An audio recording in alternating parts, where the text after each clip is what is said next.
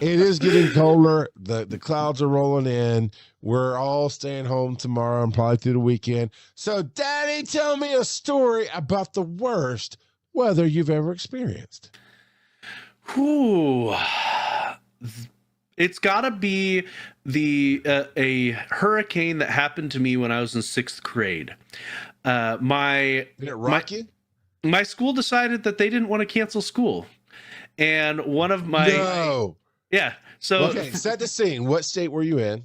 Pennsylvania, All right. and Well, okay. Y'all don't really get many hurricanes. So what? I think technically it had just barely dropped down to a tropical storm by the time it hit us, just Okay. barely.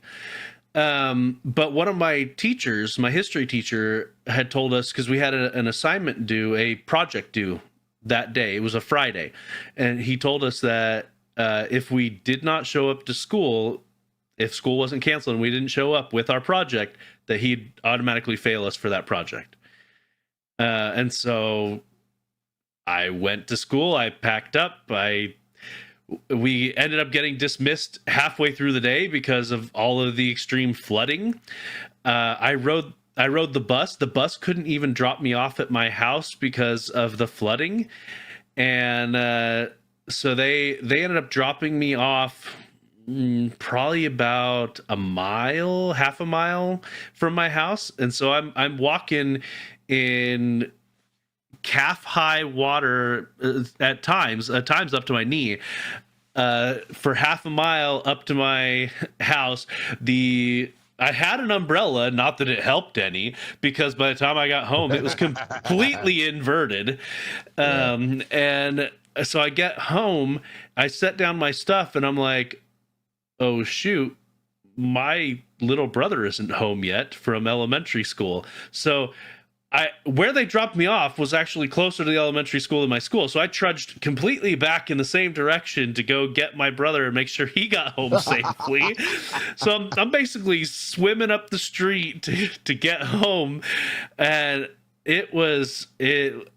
I'm happy that there wasn't any like flooding in our house, but it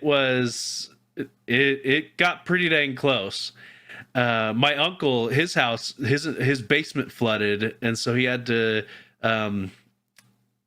pump out all the water and dry everything out and throw out all the stuff that got ruined and whatnot, because his basement was it filled up to a little above my knee with just grody runoff water.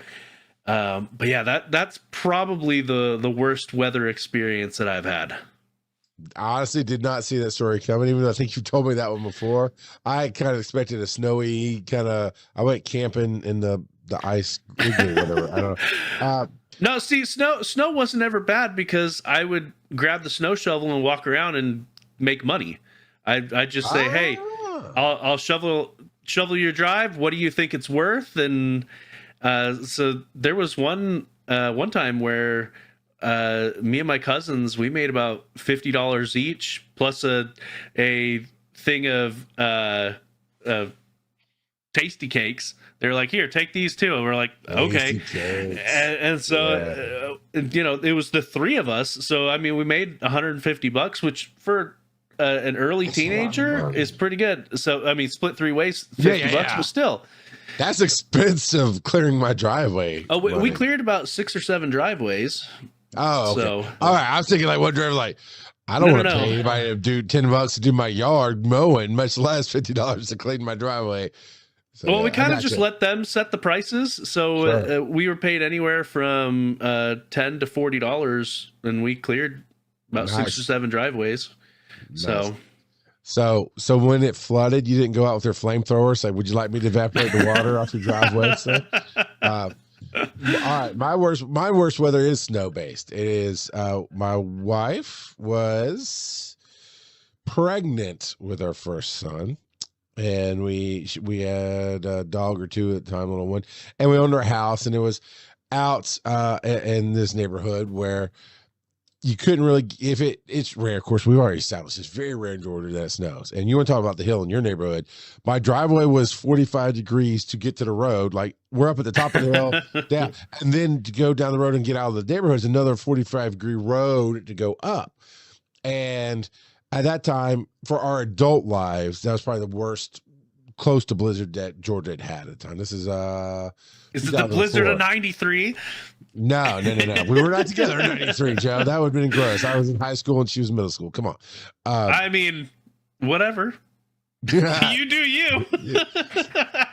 All right, 51. You made me lose my track. All right. So I was full-time paramedic, and we knew some weather was coming in. We had cell phones for sure. But they were early days. I think it's Nextels or Verizons or whatever. House phone still. Was it a Nokia? The brick? Could have been. I don't remember. It was definitely in that era. 2004-ish. And I was already scheduled for a 48-hour shift. So 2 days gone, right? And I'm at work and it's starting to come down a little bit, starting to do whatever it does. And, I'm talking to my wife, different things. Go to sleep that night, and the next day, overnight, where the house was, of course, high winds, all the stuff, trees knocking around, this, that, snow, whatever, ice on the power lines go down. No house phone, no way to contact out, no real heat, but we had a little walk-in closet, so that's basically what she did. She took the dogs and put blankets in a walk-in closet and just a little space, and was fine. But no phone lines, and the cell phone towers did not hold. So for 36, for about 36 hours, couldn't get a hold of her. She couldn't get a hold of me. No signals. I'm at work, warm and cozy, no problems with the power at all, but couldn't reach her, this and that and the other. And I come home, and she's just a mess. She spent a day and a half with no power, no way to get out of the neighborhood, no way to contact anybody. It was not good.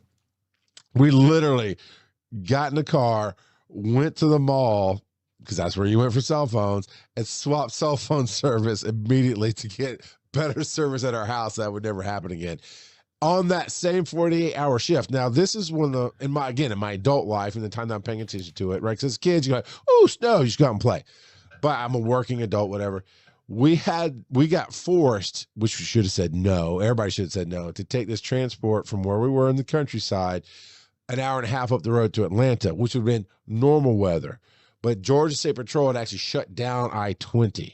When you get an interstate shut down, that's major, right? And just all backers, no GPS, by the way, at this time. You don't have GPS on your phone. You don't have Waze. Yeah, you got to map quest it. Print out those directions. Yeah. So, but guess what, Joe? You're being funny, but also, you're right. That's exactly what you had to do. But pull out the atlas from under the passenger side. We didn't have that in our trucks, and that would have been very. I know how to read one. Oh, growing up, we had an atlas in all of our cars underneath. You didn't work in a cheap ambulance service, sir. We didn't have crap. And we were forced to do this dumb transport, and so it took us like 10 hours round trip to go an hour and a half. Well, I guess it'd be a 3-hour round trip normally, because we kept hitting. We're trying to go on the interstate to go to the Atlanta to get to the hospital. And State Patrol's like, we don't care that you're an ambulance. You cannot go through here. It was just a struggle bus the whole time. And nothing bad happened. It was all fine. But that was our, we didn't get dirty water in our boots or whatever it was, but it was not a great experience for her. That was the most alone I think she's been in her entire life. She couldn't get a hold of her mom, couldn't get a hold of me. Nobody could get a hold of her. You couldn't go check on her. It was what people who are listening to us in Montana call a Saturday. So there's that. John, most states give maps. Stop telling me how to do my job in the past, people. It's true. You go to the welcome center and just get a map. I've tried to teach my kids some map reading skills because I think it's fun. I think it's great to be able to pull everybody. Well, yes, I use it's a GPS good skill to have. It is. I do use GPS all the time, but I also will zoom that map out and use it like an atlas. Okay, I can see the road. I can see this. I can make my route around things. And because I grew up using an actual map, I have my GPS set to where it's always north is up. I don't let it follow the direction that I'm going. Oh, I like the direction I'm going. It's just, it works for my brain better. It's a personal thing. Yeah. Sure. But, absolutely. Yeah. I get that. And Random Kid says, my sister was living in Hawaii and it got hit by a hurricane. Her whole neighborhood evacuated to a church up on a hill. And he says, I bet that sucked. Yeah, going to church up on the hill always sucks. You're right, sir. So, no. And that's why Joe was off last week because he's up at Hill Church.